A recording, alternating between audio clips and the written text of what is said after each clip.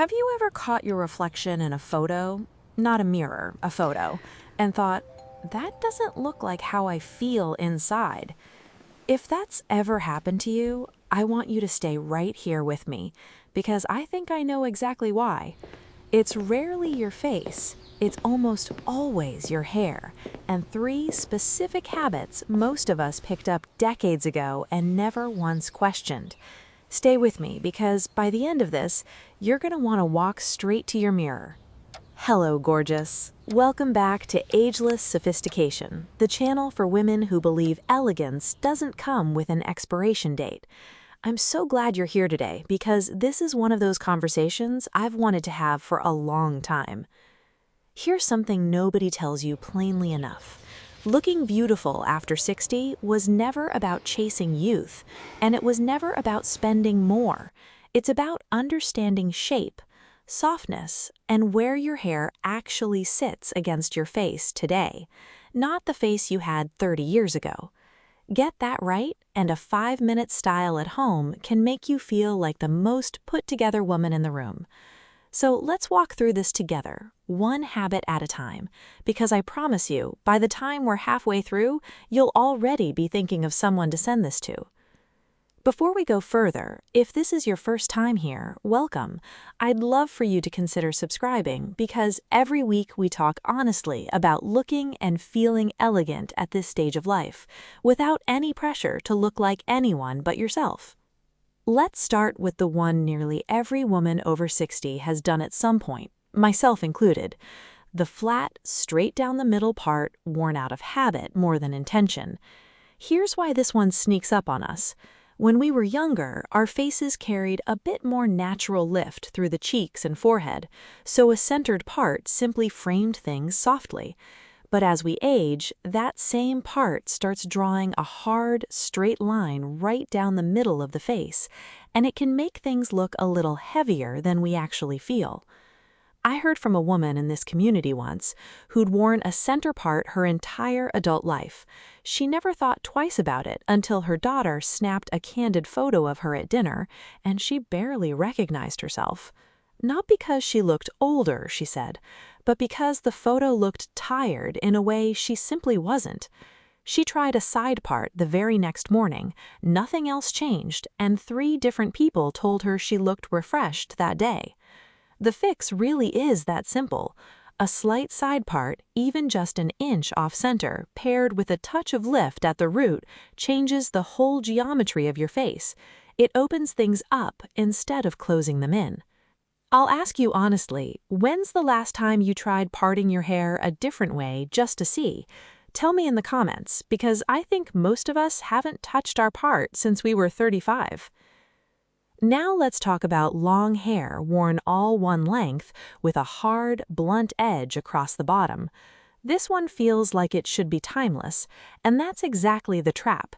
In our 20s and 30s, a sharp, blunt line looks sleek, but as the skin along our neck and jawline softens naturally with age, that same heady line can feel like a stiff frame around a much gentler picture.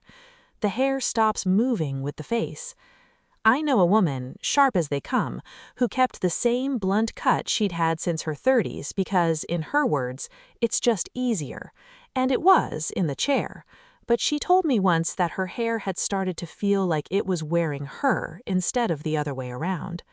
The moment she finally let her stylist add soft layers around the front, keeping her length everywhere else, she said it was the first haircut in years that felt like hers again. If you love long hair, you do not have to give up the length. Ask for soft, face-framing layers, sometimes called invisible layers, which keep the length intact while letting the ends move and breathe.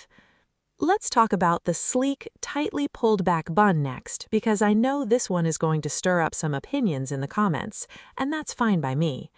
So many of us think a slicked back bun reads as polished and elegant, and it certainly can, but pulled too tight with nothing soft around the hairline, it does something most people don't expect.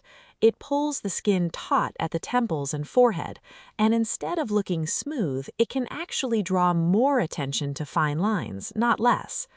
There's simply nowhere left for the eye to rest gently. A friend of mine wore this exact bun to every formal event for years, convinced it was her most polished look.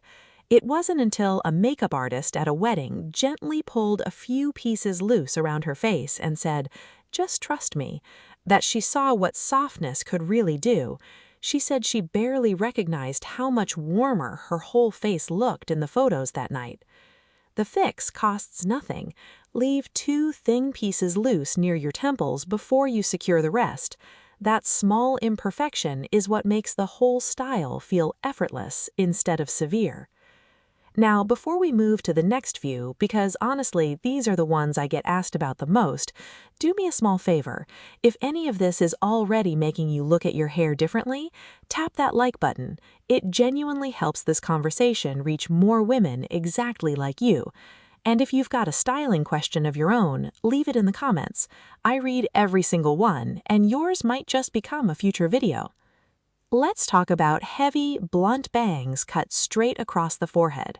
As we age, our brow and forehead area often soften and sit a little lower, and a hard, horizontal line of bangs can cut right across that softness like a ruler, drawing attention exactly where most of us would rather not. A woman once told me she tried blunt bangs after seeing them on a much younger influencer, hoping they'd feel fresh. Instead, she said, "They framed my forehead like a window I never asked for."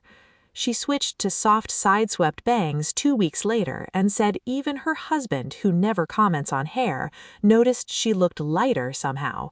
Same hair, simply shaped with more kindness toward her face. Next is something a lot of us grew up loving: big volume concentrated right at the crown. There's nothing wrong with wanting fullness. The trouble starts when that volume is teased into one high, sharp peak that doesn't connect with the rest of the hair. Instead of lifting the whole face, it can make everything beneath it look smaller by comparison.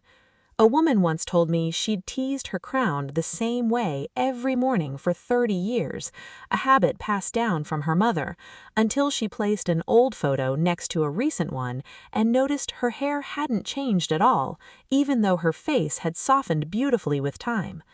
The fix is simply distributing that fullness.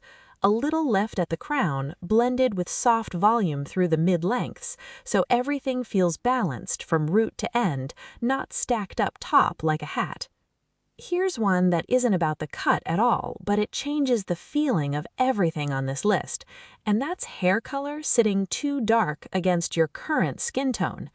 As we age, our skin naturally loses a little warmth and pigment.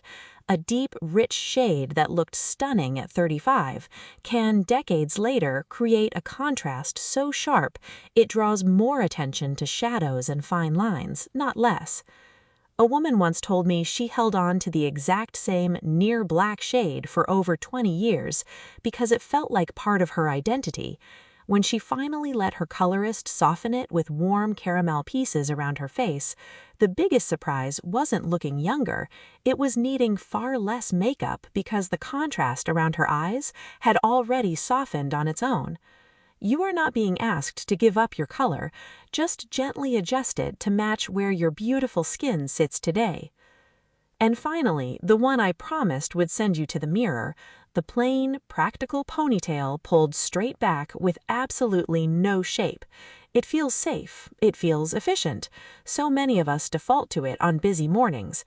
But pulled tight with no soft pieces around the face, it does exactly the severe bun does. It exposes the hairline with nothing to soften it, while quietly pulling the whole face backward. I'll be honest with you, this one is my own habit too. For years, my morning routine was elastic in, out the door. It wasn't until a stylist friend visited and gently asked, "You have such a lovely face, why are you hiding it like that?" that I even noticed what I was doing. She spent 30 seconds pulling a few pieces loose and lifting the crown slightly, and the difference stopped me in my tracks. Before you tie your hair back tomorrow, try it. Loosen a few strands near your face, add a small lift at the crown with your fingers, and let the ponytail sit just slightly looser. Same 5 minutes, completely different feeling. So there you have it. 7 quiet habits that may be working against you, and 7 small, thoughtful adjustments that ask almost nothing of your time or your wallet. None of this is about erasing who you are or chasing some younger version of yourself. It's simply about styling the woman you are right now with the same care and attention she deserves. If today's conversation shifted the way you see your own hair, that is exactly why this channel exists, and I'd be so grateful if you'd subscribe so you never miss what we explore together next. Tell me honestly in the comments which of these 7 surprised you the most. I read every response, and if there's a woman in your life who needs to hear this today, send it her way. Thank you so much for spending this time with me. I'll see you in the next one.